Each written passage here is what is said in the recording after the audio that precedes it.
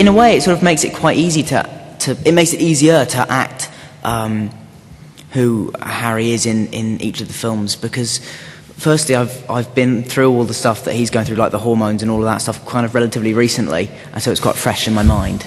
And well, I mean, it continues, it doesn't stop after you turn 14. And then, so I suppose it's actually been made easier by the fact that I've been doing it since, I was 11. I suppose you get to know the character sort of so well that it makes it a lot easier to act in the long run. It feels kind of now sometimes like I don't really have to act anymore, as though I'm so sort of close to her and know her so well, and there's so much of me in her and me that it feels like I'm barely doing anything sometimes.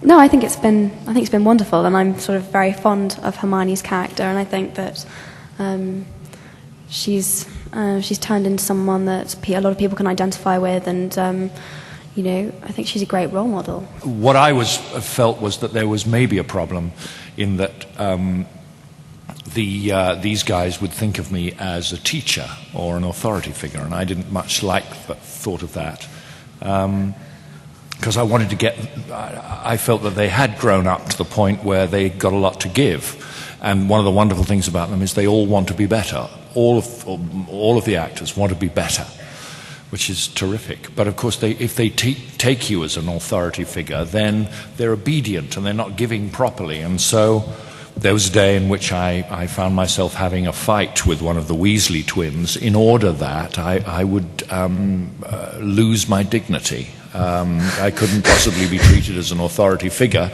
if I was a fat, middle-aged man rolling in the dust with a 17-year-old boy. So.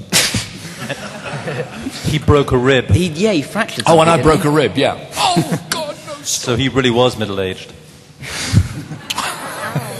It's quite strange having a new director each time, and sort of like you don't really know what to expect. But Mike was great this time. He was a really good laugh, and really good time. Yeah.